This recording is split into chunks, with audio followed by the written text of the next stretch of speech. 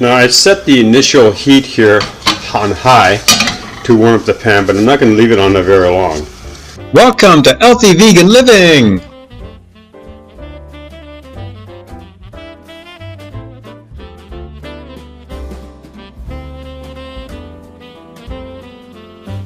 So now the batter is almost ready. We're at 29 seconds. So what is it? You're supposed to pour 2 tablespoons into each of these little circles here. And so what I'm going to do is I'm going to use this large spoon. The hydration of the mix is ready. See all these bubbles and everything else? So the mix is probably going to be a lot better. Okay, so now we're just waiting for this to get hot. Shouldn't take very much time at all. Now for the spatula, and I was telling my friend Philip about my new pan that my mom got me, and I was going to make pancakes this morning for the entire YouTube family. If I could mail you guys a pancake, I would. Okay, the pan's ready, so watch how I do this. Big tablespoon. I'm going to reduce the heat to 5.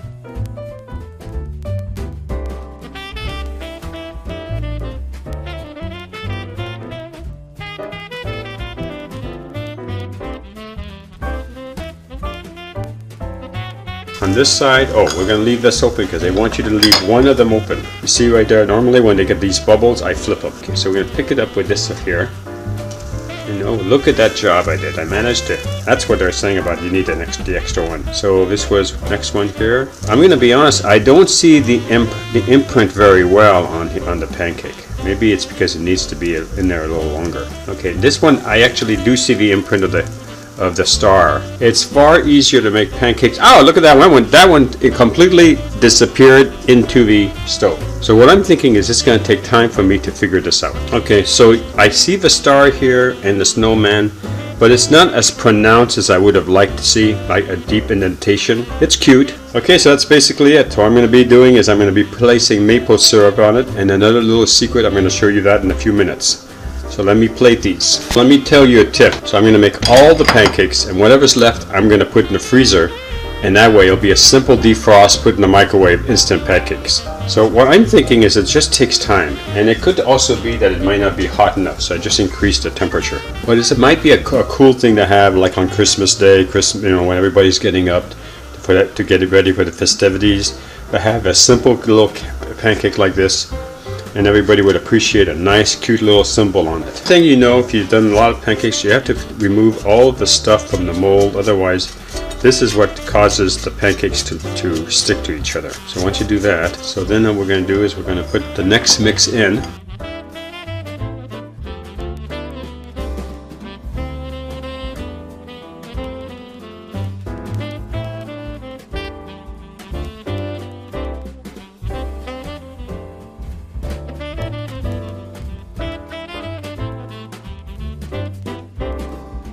Alright, so what we're going to do this time, instead of pulling them out as soon as they got the bubbles, I'm going to wait a little longer so that they get a little bit more golden brown. I've also increased the heat from medium, from 5 to number 6. There she is, another silicone pan. Okay, that much. Then I'm going to take the oil brush and just move it across. And then I'm going to take the ones that I didn't leave in that are kind of white looking, they look like weird looking pancakes, and see if I can fry them a little bit more. I can see that they're getting more tight, so now is probably a good time. Let's see if we can get the spatula up. We'll try one of them out. And this one is more golden brown. This is the snowflake. You see, you can actually see the snowflake this time. Let's see if I'll bring it up a little bit closer. So I just needed to wait a little longer. This one is a snowman. This one here is the Santa Claus. You can see the Santa Claus. This is the bells. You can actually see the bells. This is the Christmas tree. So if this works, you just have to leave it in there long enough so that you can see it. Alright, so we're going to pull them off and we're going to see what we have. So it's the same thing like before. You need to leave them some time to cook.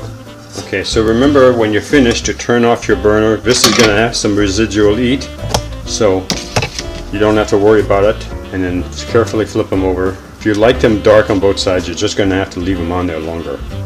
Okay, so I think this is a good pan. I think this would be worthy. It works well. You just have to give yourself the patience you need to be able to make the pancakes. And you can see that these are the pancakes that it makes. Oh, one more thing. So the pancake mix was a hit. Right, the twist. The twist I tried to tell you at the end. First thing I do is I use good quality maple syrup. This was purchased at Sam Club. It does say it's gluten-free. I can't imagine why they would put wheat in it, but anyway, I guess people need to know that. And the only ingredient should be maple syrup. Alright, so it's a giant container, and being Canadian, I always love my maple syrup on top of my weird looking pancakes that I've made for myself. Now the twist is I also have a very good friend called Nancy, and she is sharing some of her persimmons with us. So let's get a spoon. And what I like to do is, because this is almost like honey, I like to scoop out a little bit of it, I mean when it cooperates, and put on top of it. So now it's not just a simple ordinary maple pancake, it's a persimmon pancake. Makes sort of a gooey mess, but it's well worth it. Now me, I love the skin and everything else, so I'm going to lay it right on top, and I'm going to enjoy the skin on top of my pancake. So that's it. Here's another note. When you do decide to put your pancakes away, the extra ones that you have not eaten, you can't seal the bag until these are completely cool, okay? So you can see there's a little bit of fog in this brand new bag, and that's how you know that it's already too hot. So I'm going to lay these in this little pan that I have here so that it cools down completely.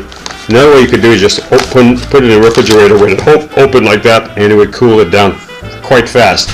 And then you can put it inside your freezer. I guess all there's left is to eat one of them. Choose this one here.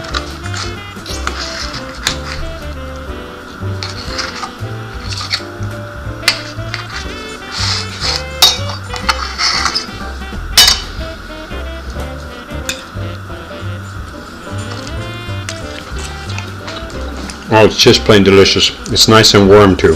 And with the addition of the persimmon, what a treat. Alright, it was really easy to clean. I stuck it underneath the faucet and it came out because of the silicone.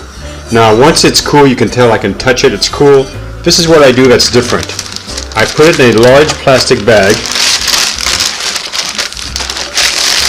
like so. I don't seal the edges because, you know, the handle is sticking out. And the reason I do this is then I can put it inside where my other pans are. The other pans can touch it. They won't mar it up, and it'll keep it nice and pristine for the next time you have pancakes. Also try to keep all the paperwork with it too, because there's always something good in here, like different types of pancakes. Plus it reminds me that I got this on my holiday from my mom. Well, thanks for watching. We'll see you soon on our next video.